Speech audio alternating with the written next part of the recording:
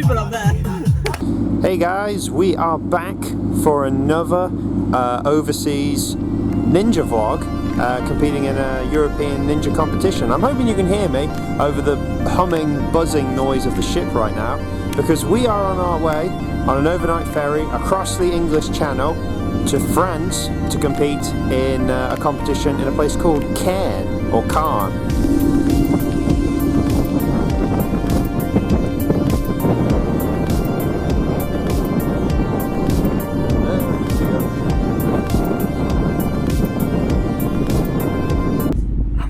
Tommy. It's Tommy Matthews. See, man. Levels. Oh, it's like Spider-Man all over again.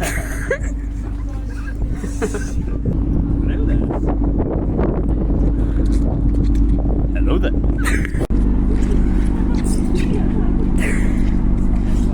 So, Tommy, we are heading to France for an international competition, but we have a bit of a difference here because we're obviously on the overnight ferry. We're not going to be getting as much sleep, so adding an extra challenge to it that we're not normally used to. How are you feeling about this? Yeah, I'm pretty psyched. The comp's got a really good kind of stacked field. We've got a load of people from the UK, which has been really cool. I think it's one of our biggest teams we've had for the ninja side of things. Yeah, it's going to be awesome, but it's going to be quite tiring. So we got the midnight ferry, so we'll get in about 5:30 French time. A couple hour drive, and then we'll be at the venue soon. So it's about 1 in the morning. We're going to now try and get some sleep, and you're going to go from me looking like this to seeing what I look like in the morning based on how much sleep I managed to get. So we'll see as I turn from this into whatever else I turn into. So as it turns out, we ended up getting 3 hours sleep. I don't know, I think I'm not looking too bad as a side-by-side comparison to last night.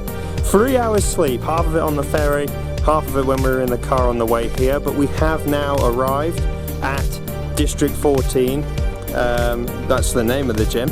I don't know why it's called that, but yeah, we have arrived and getting ready for the competition.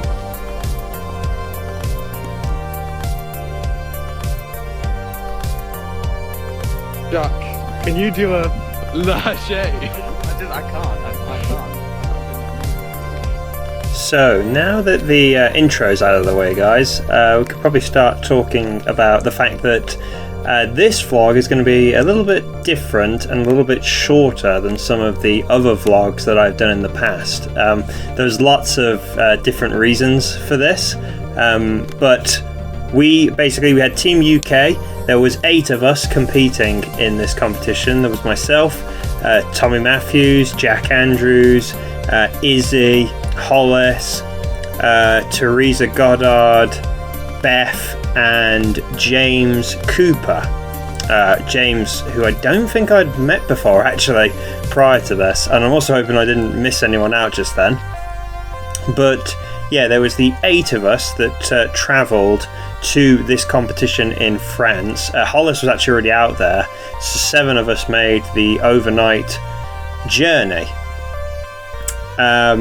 There was, I believe, I want to say just over 60 of us total from multiple different countries that were competing in this event. 3 stages. Everyone did the first 2 stages. And as we're seeing stage 1 right now, the run order I think was just completely done at random. Jack was one of the first runners to go, maybe something like the 3rd or the 5th runner or something like that. So he didn't really get a lot of opportunity to watch other competitors, but he looked pretty impressive, as did a lot of us amongst the UK representatives. Izzy, more of a slow and steady approach, but she nailed vast majority of all of the obstacles. The obstacles being actually the UFOs, as we've seen, into the moving black bar, into the moving monkey bars, into a sort of grip hang style challenge with cannonballs and nunchucks, into non-moving monkey bars, then into the flywheels, as we're seeing right now, and then actually very tricky this. From the last flywheel, you then had to change your whole momentum in terms of your swing from side to side to forwards to get onto the cliffhanger ledge in order to officially complete the obstacle. And then the warped wall. So that's about 7, if you count the flywheels and onto the cliffhanger as one obstacle, that's 7 obstacles, which doesn't sound that bad, but the time limit was extremely tricky. I'm pretty sure for the men it was only 90 seconds to do the whole thing, and then I think 2 minutes for the women. I'm trying to remember exactly, I might be a little bit off, but I think that's how it went. Oh, you know what, actually, did I forget anyone? I named the 8 of us that were competing as athletes, but I do have to give a shout out, of course, to Laura, i.e. Izzy's mum, and Tommy's mum, that also travelled with us, both of whom did a lot of the driving. So, of course, I absolutely have to give a shout out to them as well, for being a part of this. As we're seeing Tommy here, breezing through every obstacle, but he himself felt that was not the smoothest run he's ever had. His slip up there on the warped wall, he just made the warped wall, as he shows, is not the cleanest of runs he's ever had. Got held up on the at the end of the cannonballs as well, and on the flywheels. But he still did have a clean run alongside the likes of Jack and Hollis. James had a solid run in terms of beating the obstacles, but he was definitely caught out by the time limit. 90 seconds, I'm pretty sure he might have ran out of time before he'd even got onto the flywheels, which was difficult for him. I think actually the guys just told him basically to skip the flywheels obstacle because he'd already run out of time, and then he'd just, have a crack at the warped wall. Myself and Teresa, we found it a little bit more difficult, which I'll come on to in a minute. But that first obstacle, the jumps to the UFO, were not easy by any stretch of the imagination. As Teresa making her way through the monkey bars, probably the easiest obstacle on this stage 1. But yeah, overall, I would say our performance... here we go. Right. So, I've got to be honest, I found this stage and the course in general to be a lot more technical than I expected it to be, especially with the first obstacle being the UFO jumps. I did still enjoy it, particularly my moves here on the monkey bars, and I made a good go of it with the cannonballs into the cannonballs and the nunchucks. I keep wanting to call them like they're 2 different obstacles. They're the same obstacle. This warped wall absolutely screwed up. I was reaching... It's a lot taller and a lot steeper than I thought it was, but I was reaching way too early instead of just committing to the run. And several of us found the warped wall quite a struggle. Myself not getting it on the 3 tries, Teresa not getting it on the 3 tries. Izzy got super close but couldn't get it on the 3 tries. However, James did manage to get it on the 2nd try. We saw Tommy obviously get it up in 1 try. Jack pulling it off in 1 try. Beth also pulling through on her first attempt. As we're seeing Jack get a pretty fast time there. Beth, also the girls had to go for the lower ledge as well, as a kind of fairer option. You can actually see here with how much Beth is struggling to pull herself over, just how steep the curve is at the top of the wall. But she did prevail like the champion she is to get up it in first try. And then Hollis, who also got up it the first try. Overall, I'd say we did pretty good. Hollis and Jack had super fast, clean runs. Tommy had a clean run, albeit he didn't think it was the smoothest. James, solid, but maybe not necessarily fast. And probably you could say the same about Beth and Izzy as well. I'm pretty sure both were super solid, just maybe not the quickest because of how tricky the time limit was. And then me and Teresa found it a bit more of a struggle, but we did pick up points. As we're seeing here, actually, I didn't take part in this, but this was a fun little bonus challenge, going to the nearby climbing centre and it was an opportunity to get extra points based on how far you could get. Jack obviously getting maximum points there. Hollis, one of the top UK ninjas around, found something that he is not foolproof at, but still scoring some good bonus points nonetheless. We then moved on to stage 2. The run order stayed exactly the same, so Jack went first. But at this point, I'm going to just probably start showing each individual obstacle and variety of us taking it on. Starting with the sextuple steps, although everybody basically went down one side of the steps, into a bar swing to get into the cargo net, then a cargo net climb, a pretty long cargo net climb actually, from one end to the other, where you would transfer onto another bar, where the rules were then slightly different for the males and the females. The females just had to clear the yellow line on the ground, whereas the males had to grab the upside down V. As unfortunate. Oh, and also if you dropped out at this point, at any point, you were eliminated. Unlike on stage 1, where if you just failed, you move on to the next obstacle. It was all still points based. Like I say, each obstacle you beat in stage 1 was a point. And I'm pretty sure each obstacle you beat on stage 2 was also a point, but obviously it's more based on progression is the priority in stage 2, furthest, fastest, things like that, as we're seeing Beth clear the gap, whereas for all of us, we had to grab the upside down V shape, which James is about to nail now. So that was the first 3/4 obstacles. I think it would, I want to say it's 4 obstacles. We then moved on to the pegboard, which then led into something I don't think I've seen before on any course, UK based or international, the pegboard into a peg circuit board, basically sliding the pegs along up and down the track. For the females, once they got onto the circuit board, they just had to get the pegs back to the bottom, but for the men, they had to take the pegs all the way up to the top and then make their way back down again. I don't know if there was a specific rule. I'm pretty sure you could just go back the way you came. Yeah, in fact, yeah, you could just go back the way you came, as you're seeing with Hollis right now. Tricky obstacle, actually, even though I'm not sure if any competitor at all actually failed it. Perhaps partly because you can just use your feet, but takes it out of you. Definitely burns energy, perhaps more so than some people would expect. But nevertheless, everyone pulling through strong on it that got to it. Tommy was definitely feeling it a little bit. He'd been nursing a shoulder problem, but was pulling through.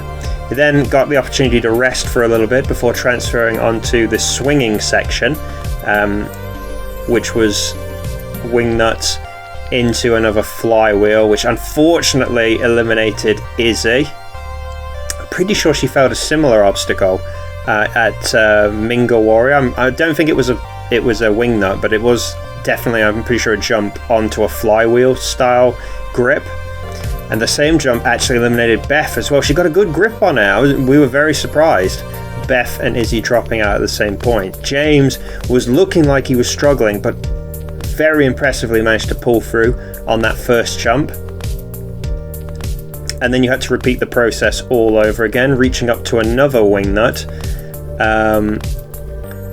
Before, I'm pretty sure, an even bigger jump. I could be wrong, they could be the same distance apart, but I feel like this second jump to the second flywheel was a little bit bigger.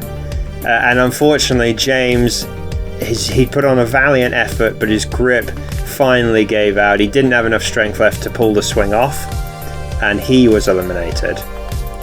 Which left us with Jack, Hollis, and Tommy, who put on phenomenal efforts. Jack here, transferring from the second wheel onto these swinging bars, and then just the regular bars into the fingerboards, into another bar, and then transferring to the wall.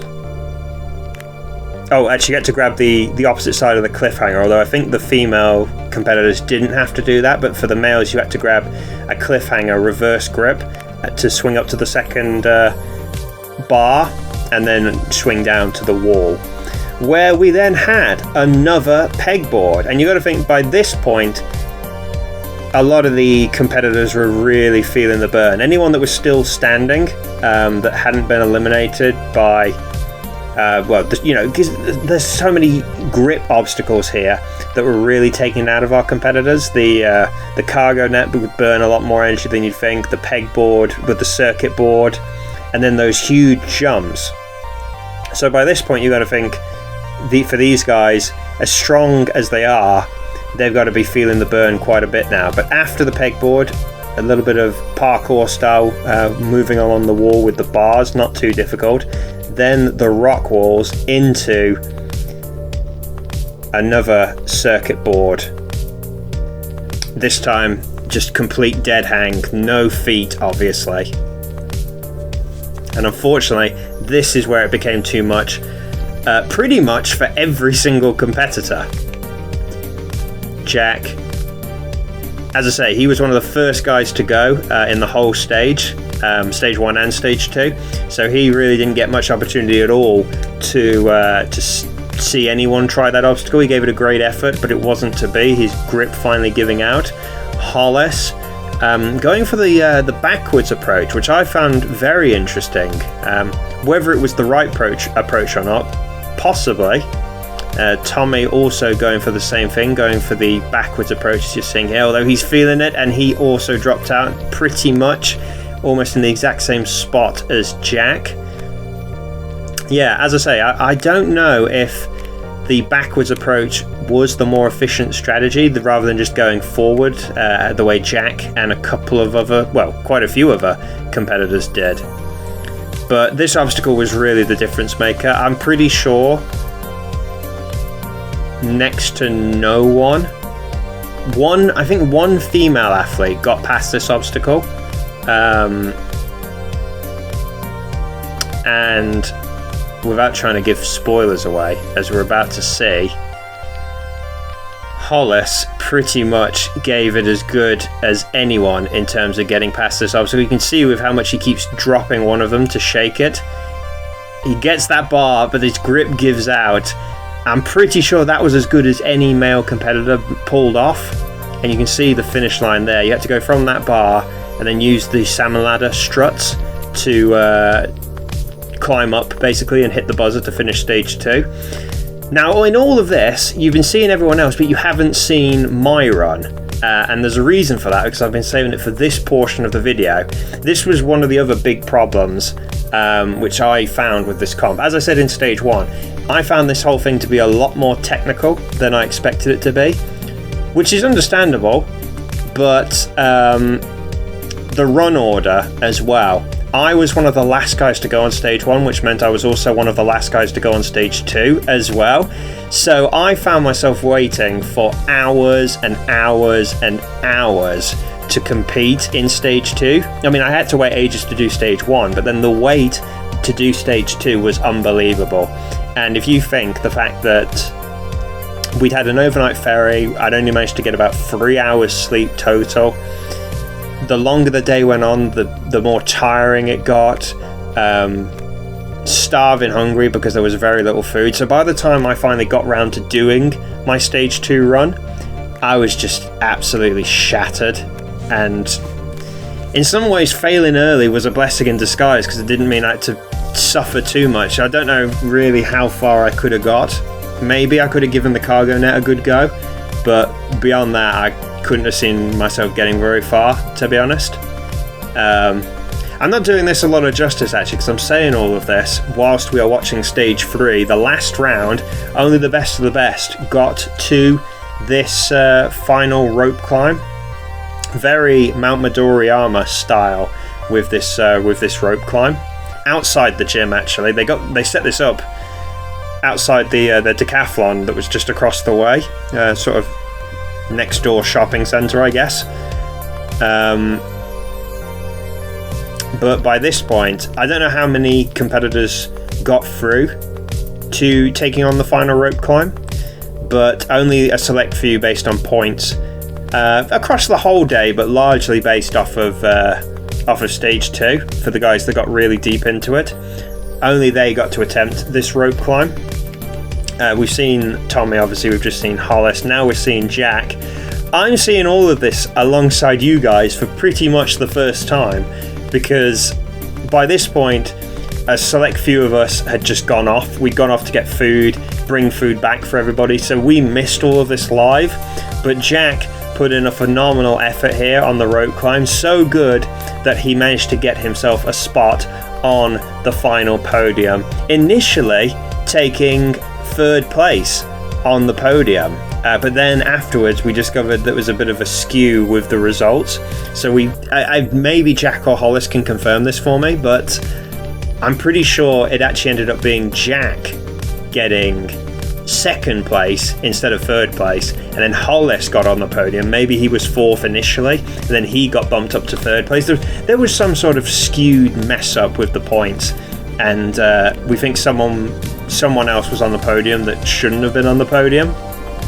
But either way, Jack did manage to get onto the podium no matter what. We think Hollis also got onto the podium in 3rd place, so phenomenal effort. And yeah, that was basically it for the competition. We went to our B&B, finally got a proper night's sleep, went back to the port the next day, hung around for a little bit, got some food, chilled, bits, things like that. And then on the ferry back, Tommy came up with this very interesting Dungeons and Dragons style ninja-based game, which for someone who's never played Dungeons and Dragons before ever, was quite the experience. But overall, guys, I found this a lot of fun. It was tough with the lack of sleep, with the constant traveling, the lack of food, but the day itself, I have to say, was really good fun, and made all the better by the great group of us that went, the 10 of us that were out there together. It was just really good fun, guys, and I really enjoyed it. And yeah, I hope you guys have enjoyed this vlog. We'll see you guys again very soon for another one.